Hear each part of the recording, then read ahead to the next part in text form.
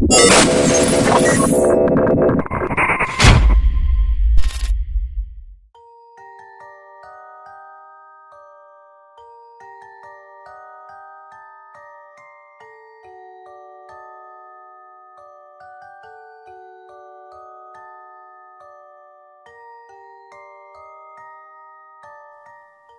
récemment découvert ce subreddit via le subreddit du jour et été enthousiasmée par toutes ces histoires. Cela m'a rappelé quelque chose qui m'est arrivé il y a longtemps, quelque chose qui reste toujours quelque part au fond de mon esprit. Je n'y ai jamais pensé en tant que bug dans la matrice, mais cela colle si bien. Les souvenirs que j'en ai sont toujours très vifs, même si j'ai aussi tout écrit dans mon journal quelques semaines après les événements. J'utilise ce journal pour écrire ce post afin de rafraîchir mes idées. J'avais 16 ans, et j'étais un adolescent typique. C'était pendant l'été de 1993. Mes parents m'avaient envoyé à Outward Bound, un mois de camp dans la nature avec d'autres jeunes en difficulté, dans le but de repousser nos limites, nous apprendre la confiance, etc. En fait, cela consistait surtout en marche de 15 km par jour avec 20-30 kilos sur le dos, au milieu de nulle part, en compagnie d'autres outsiders qui voulaient juste voir le camp se terminer et rentrer chez eux. Nous étions dans la réserve des Three Sisters, dans l'Oregon, un très beau territoire. C'est à peu près notre 2e semaine dans ce voyage d'1 mois. J'étais peu à peu devenue proche avec une fille de mon groupe, nommée Eva, qui venait de Suisse.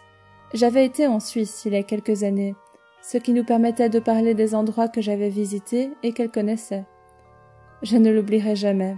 J'étais complètement sous son charme. Une magnifique blonde, aux yeux verts, assez bronzée pour une Suisse. La nuit avant l'incident, nous nous sommes embrassés et avons poussé les choses un peu plus loin, non loin du camp.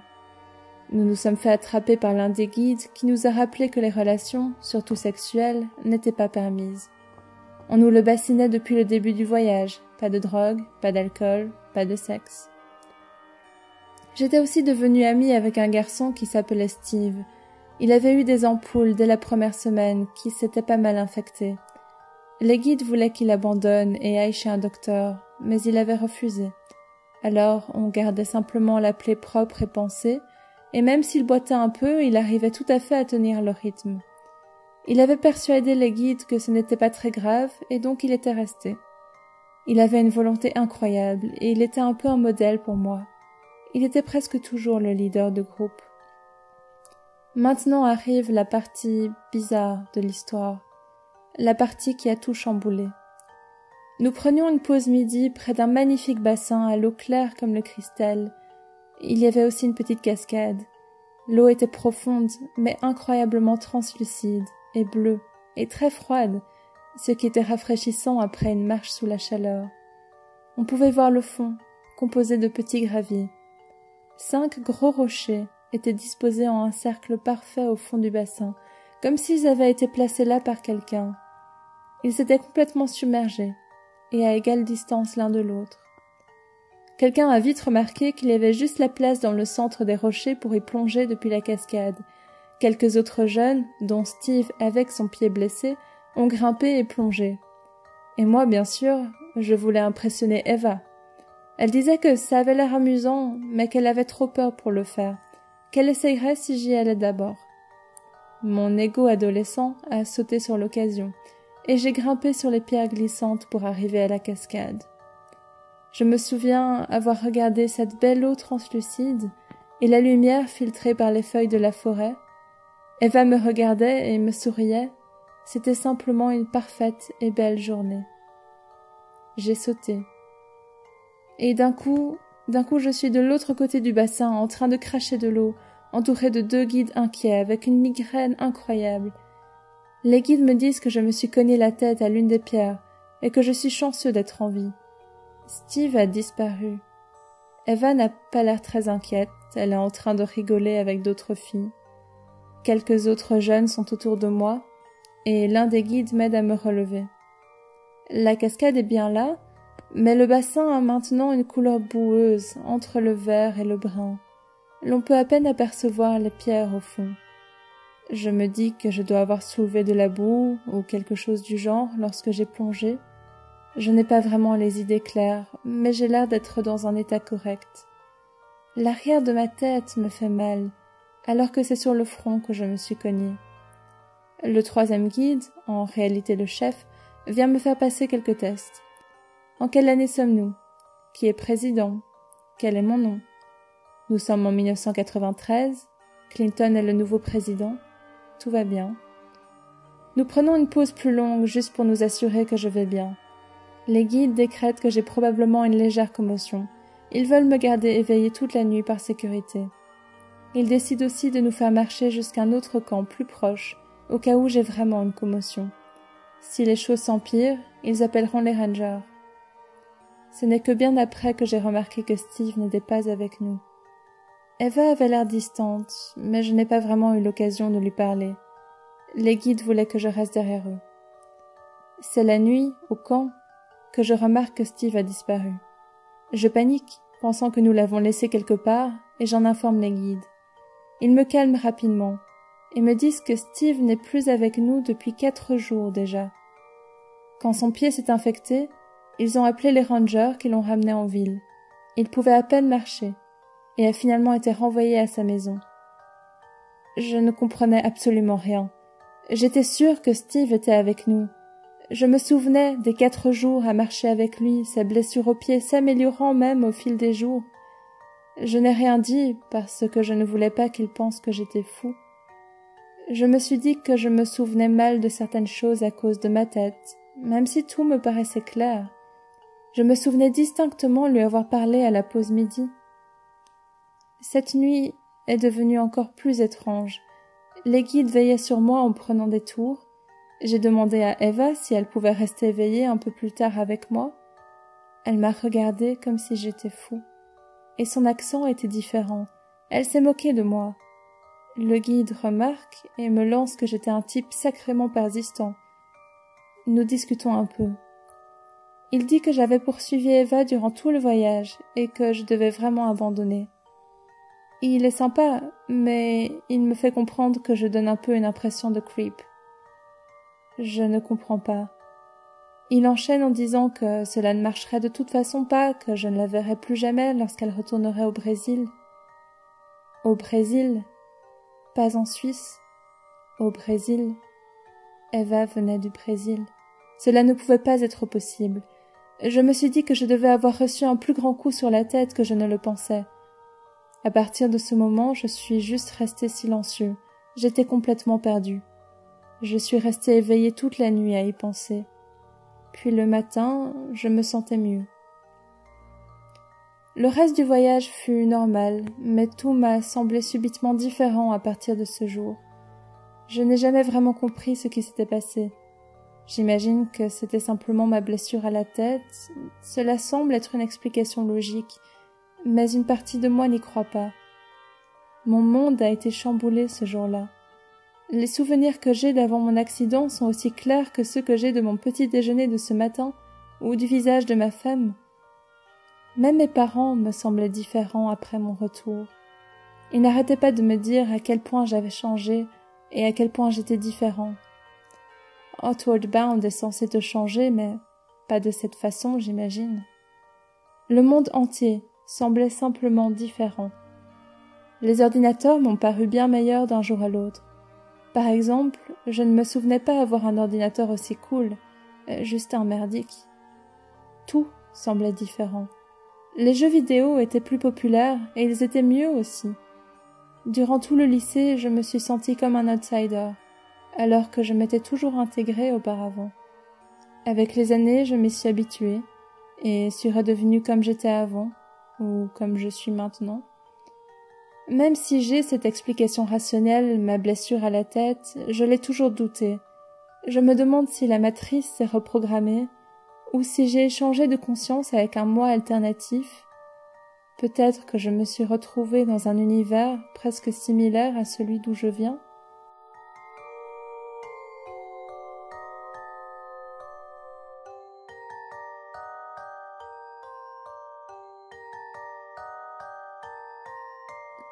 Mon meilleur ami a trouvé ce subreddit et m'a dit que je devais partager mon expérience.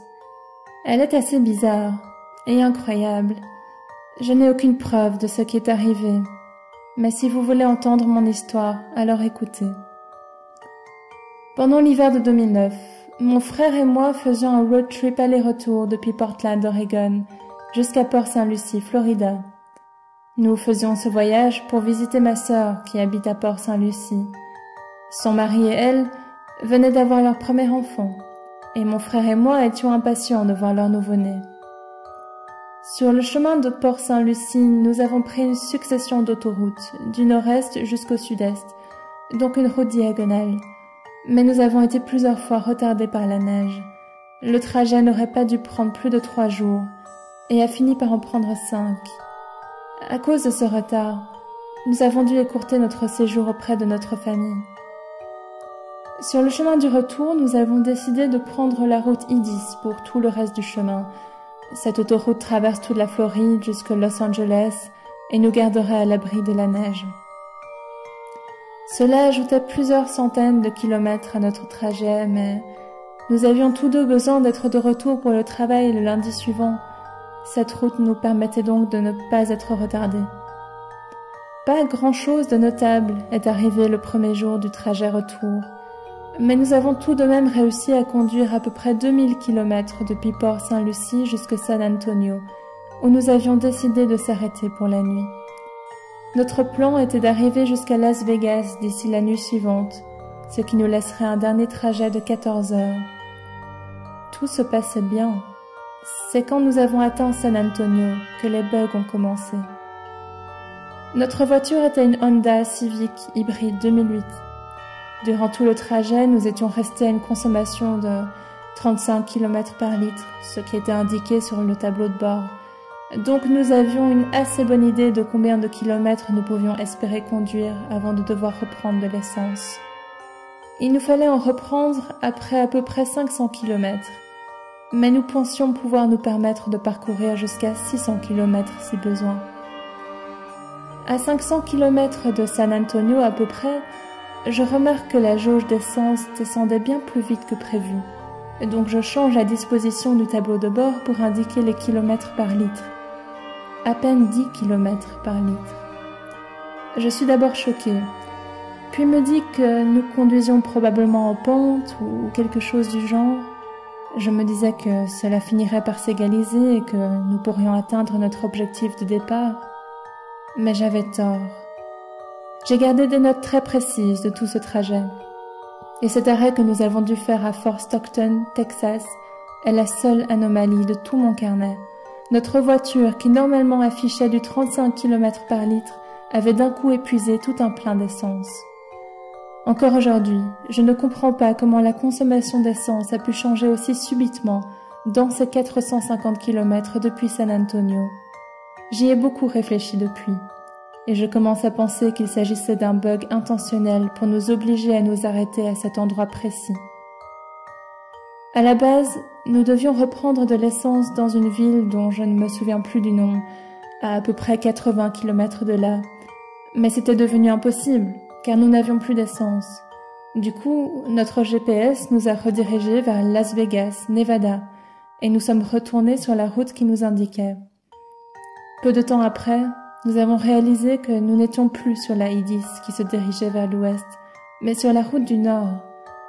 Nous ne nous sommes pas trop inquiétés, parce qu'il nous était déjà arrivé de devoir passer par des routes intermédiaires avant d'arriver sur l'autoroute. Après à peu près 1h30 sur la route 285, nous avons traversé New Mexico, ce qui était 2 heures plus tôt que ce que nous avions estimé. En réalité, le GPS avait estimé qu'il serait plus efficace de passer par Vegas, alors que nous aurions été plus vite en restant sur la 10. Nous étions un peu ennuyés, mais nous avons décidé de suivre le GPS et continuer à conduire vers le nord à travers New Mexico. À peu près 5 heures après notre plein d'essence à Fort Stockton, mon frère et moi avions faim, et nous décidons donc qu'il est temps d'aller chercher quelque chose à manger. Nous nous sentions un peu seuls à conduire dans ce côté de New Mexico. Il y a très peu de villes, et quand il y en a, elles sont petites et presque abandonnées. Je pense que leur économie est exclusivement basée sur les voyageurs qui doivent faire le plein d'essence. Autrement, je ne vois pas d'autre raison pour expliquer leur existence. Mon frère et moi avons beaucoup parlé de ce qui est arrivé après, mais nous n'arrivons toujours pas à comprendre. Nous sommes passés à travers une petite ville appelée Vaux, qui avait quelques stations d'essence, et puis une trentaine de kilomètres après, nous avons traversé une autre petite ville du nom de Encino, qui n'avait à notre souvenir pas de station d'essence. En fait, cette deuxième ville n'avait pas l'air d'avoir grand-chose. Je n'étais même pas sûre que des gens habitaient ici. Je me souviens m'être rapidement demandé pourquoi elle existait, avant de penser à autre chose et conduire à travers la ville. Même pas 15 kilomètres après avoir passé Encino, nous avons été surpris de trouver une ville qui n'était pas affichée sur le GPS. Nous n'y avons pas vraiment prêté attention parce qu'il s'agissait d'un modèle pas très cher qui perdait souvent la connexion, même si, généralement, les seules choses qu'il n'affiche pas sont les nouvelles routes et zones de construction. Mais la ville n'était certainement pas nouvelle. Je pensais que mon GPS buguait simplement un peu. Le plus bizarre dans notre découverte de cette ville, c'est qu'aucun de nous deux ne se souvient avoir vu quelque annonce d'une ville de cette taille sur la route. Elle avait tout de même quelques fast-food, restaurants, hôtels, motels et supermarchés, même quelques bars. Je dirais qu'elle devait avoir une population de 10 000, 20 000 personnes. Nous décidons de nous arrêter et manger un bout. Normalement, nous aurions été un fast-food, mais mon frère avait repéré un Ruby Tuesday et voulait vraiment essayer d'aller là. Il y avait quelques Ruby Tuesdays dans la zone de Portland à cette époque, mais aucun de nous deux y avait déjà été. Mais nous savions qu'ils avaient un bon salad bar, et j'imagine que mon frère avait pour une fois envie de manger quelque chose de plus sain qu'un fast-food. J'ai approuvé sa suggestion, parce que j'en avais également marre de manger aussi mal. Pour le reste de l'histoire, je serai N, et mon frère sera G. Nous entrons dans le parking de Ruby Tuesday, sortons de la voiture et pénétrons dans le restaurant. Immédiatement, la serveuse la plus proche nous lance « Oh mon Dieu, ce serait bien N et G ?» Mon frère et moi répondons qu'il s'agit en effet de nous, et la serveuse enchaîne en nous demandant comment nous nous débrouillons à Portland. D'un coup, j'ai réalisé que cette femme nous connaissait alors que nous étions à plus de 1500 kilomètres de chez nous. Peut-être venait-elle de chez nous.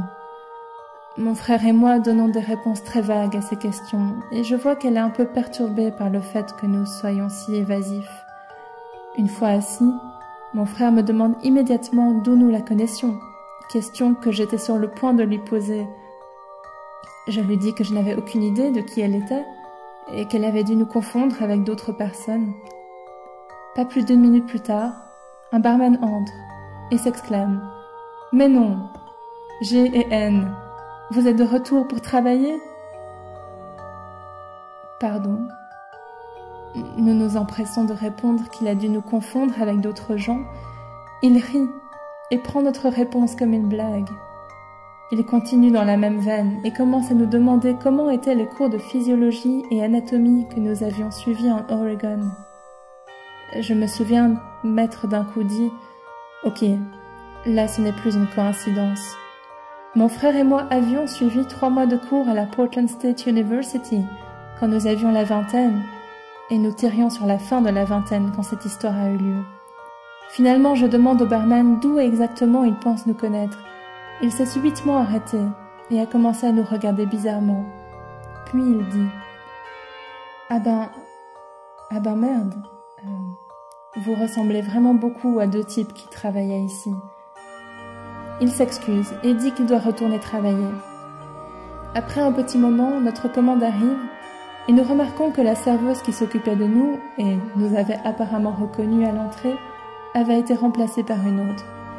Ce n'était pas très grave, mais assez bizarre. Puis quelqu'un que j'imagine être le manager vient nous aborder avec un grand sourire. Mais alors qu'il s'approche de nous, il regarde un peu au-dessus de nos têtes et s'arrête. Je pense que quelqu'un derrière lui faisait de grands gestes, lui prévenant de ne pas nous parler. Ayant compris le message, il s'est rapidement retourné et est reparti sans dire un mot. Ce repas a été rapidement devenu le plus gênant de notre vie, Il avait commencé avec des inconnus nous accueillant comme si notre retour était un événement et avait fini avec tout le monde évitant de croiser notre regard. Après avoir fini notre repas, la serveuse nous a dit que les caisses étaient cassées et que le repas était donc à leur charge. J'avais très envie de demander à la serveuse le nom de la ville dans laquelle nous étions, mais j'avais aussi très envie de partir le plus rapidement possible de cet endroit. Après le restaurant, nous avons décidé de faire le plein d'essence avant de retourner sur l'autoroute. J'imaginais que le nom de la ville serait inscrit sur le reçu du restaurant, mais il n'y avait rien. Le reste du trajet fut assez normal. Nous n'avons pas arrêté de parler de ce Ruby Tuesday et du fait qu'il était bizarre d'en trouver un comme ça au milieu du New Mexico. Nous avons finalement conclu que nous avions des sosies avec les mêmes noms que nous et même rigolé sur le fait que les personnes qui se ressemblent finissent souvent par prendre les mêmes choix dans leur vie indépendamment de leur éducation. Nous nous sommes persuadés que tout cela n'était qu'une grosse coïncidence. Une fois de retour à Portland, nous décidons de faire quelques recherches et trouver le nom de cette ville. Nous savons que nous avons refait le plein à l'intersection de la 285 et I-40, ce qui veut dire que nous avons effectivement dû passer Vaughan et Encino. Donc il y aurait dû y avoir une ville entre notre arrêt et Encino. Mais je n'ai trouvé ni sur une carte normale, ni sur une carte satellite, où pourrait bien se situer cette ville. Nous n'avons jamais vraiment été capables d'expliquer ce qui est arrivé ce jour-là.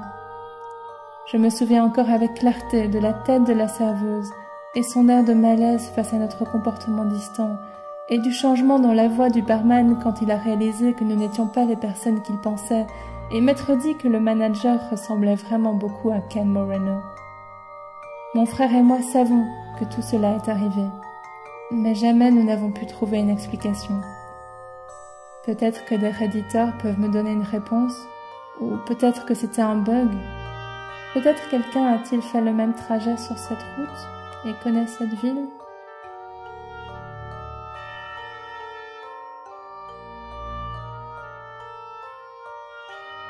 Je ne sais pas vraiment par où commencer. J'ai fait une sorte de rêve hier. Mon rêve s'étendait sur mes 3 premières années d'université et se terminait en juin 2016, après la fête d'anniversaire de mon cousin. Mon cousin a à peu près le même âge que moi, et dans mon rêve, il était ami avec mon petit copain. Il nous avait fait nous rencontrer dans le cadre d'un projet de sociologie, mais ce n'est pas très important, j'imagine. Nous étions à son anniversaire de 22 ans, et il avait soufflé les bougies de son gâteau. Ses amis étaient ivres et bruyants. J'étais ennuyée et embêtée, parce que mon copain voulait revenir chez moi. Soi-disant, il avait quelque chose à me dire, et je n'étais pas du tout d'humeur à faire l'amour. Il faisait cela souvent, donc j'étais à peu près sûre que c'était ce qu'il voulait en me disant ça. Il s'était comporté de façon un peu étrange récemment. J'avais appris qu'il avait invité une amie de son ancienne école, Amanda, chez nous, donc je lui avais refusé mes attentions pour un petit temps, et je ne voulais pas de nouveau me disputer avec lui. Il insistait beaucoup, alors j'ai menti, et lui ai dit que j'avais promis à ma sœur d'aller la chercher à l'école. Elle aimait bien que j'aille la chercher, donc cela ne la dérangerait sûrement pas. Elle vit chez ma tante, qui est gérante d'une boutique près de chez elle. Nous partons donc, et montons sur l'autoroute. Puis, mon copain commence à se plaindre de mon manque d'attention à son égard, et m'énerve de plus en plus. Je lui réponds en criant, et en l'accusant de me cacher des choses depuis quelques semaines, je pleure parce que je commence à croire qu'il me trompe. Je suis toujours en train de pleurer et crier, la tête penchée sur la fenêtre. Puis d'un coup, il enfonce le frein et me lance une petite boîte. Il crie. J'ai invité Amanda parce que je voulais qu'elle m'aide à choisir cette foutue bague. Je voulais t'épouser. Il commence aussi à crier et pleurer, et je suis en état de choc. Une voiture jaune d'un coup essaye de nous dépasser, mais se heurte à sa fenêtre et renverse notre voiture sur le côté. Je me suis immédiatement réveillée après ça, et je me sentais soulagée parce que ce n'était qu'un rêve. Mais après, j'ai réalisé que j'étais dans mon ancienne chambre, chez mes parents, avant les travaux que nous avions faits. J'ai essayé de me rendormir en pensant qu'il devait s'agir d'un de ces rêves dans un rêve, mais je n'y arrivais pas. Alors je suis juste restée là, jusqu'à ce que ma mère, qui est décédée, arrive et me demande pourquoi je n'allais pas à mon cours de biologie. J'ai paniqué et je pense avoir crié qu'elle était un fantôme, puis je me suis évanouie. Elle m'a longtemps caressé les cheveux parce que je n'arrêtais pas de pleurer, puis elle m'a dit de me rendormir et est partie. Je commence à paniquer un peu moins, mais je suis vraiment perdue et je n'ai rien fait depuis hier à part rester allongée dans mon lit.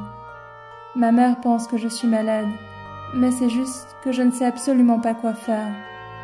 Je rejoue constamment toute cette histoire dans ma tête. Tout me paraissait si normal et familier. Mon copain me manque vraiment, et mon meilleur ami aussi.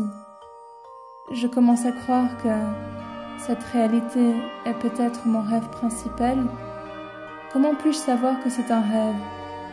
Mon compte Reddit a 8 mois d'ancienneté dans cette réalité, mais dans l'autre, j'avais arrêté d'utiliser Reddit après son deal avec Google. Je suis tellement perdue. Est-ce que vous avez l'impression d'être dans mon rêve ?